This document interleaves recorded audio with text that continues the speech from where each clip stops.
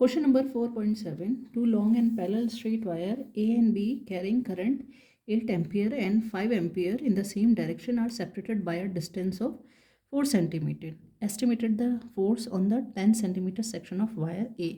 तो दो वायर हैं, ठीक है, वो एक दूसरे से 4 सेंटीमीटर के डिस्टेंस पर हैं और उनके उसमें जो करंट फ्लो कर रहा है 8 एम्पियर और इसमें फ्लो कर रहा है 5 एम्पियर का, यानी I1 हमें गिवन है और ये हमारे पास I2 हो गया और इनके बीच का डिस्टेंस है. एस्टिमेटेड द फोर्स ऑन, ये A हो गया और ये वायर B है.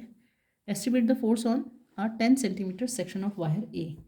जब दो वायर हैं और आपस में उनके पास करंट सेम डायरेक्शन में फ्लो कर रहा है तो उन पे जो फोर्स होगा वो क्या होगा, अट्रैक्टिव फोर्स होता है, यानी दोनों पे क्या होता है, अट्रैक्टिव फोर्स एक दूसरे पे एक्ट करता है. और जो फोर्स है उसका वैल्यू कितना होता है, mu naught I1 I2 upon 2πr, जहाँ r इनके बीच का डिस्टेंस होता है, ठीक है.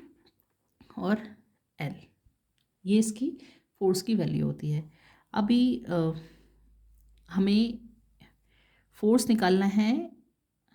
Estimate the force on 10 centimetre section of wire A, यानी वायर ए पर कि 10 सेंटीमीटर सेक्शन पे कितना फोर्स होगा, यानी फोर्स पर यूनिट लेंथ हमारे पास आता है mu naught I1 I2 upon 2πr. इसको हम फर्दर सिंप्लीफाई कर सकते हैं, mu naught upon 4/2 I1 I2 upon r. तो कितना आएगा, 10 की पावर -7, 2 I1 है 8, I2 है 5 और r है 4 इंटू 10 की पावर -2.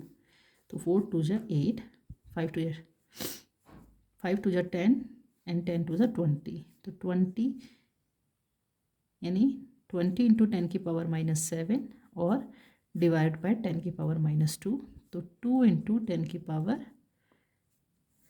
-4 न्यूटन पर मीटर हो गया फोर्स पर यूनिट लेंथ. अभी हम कितने सेंटीमीटर पे फोर्स कैलकुलेट करना चाह रहे हैं, 10 सेंटीमीटर पे फोर्स कैलकुलेट करना चाह रहे हैं. तो हमारे पास 10 सेंटीमीटर पे, इसका मतलब क्या हो गया, 2 इंटू 10 की पावर 4, 10 का मतलब हो गया 10 इंटू 10 की पावर -2.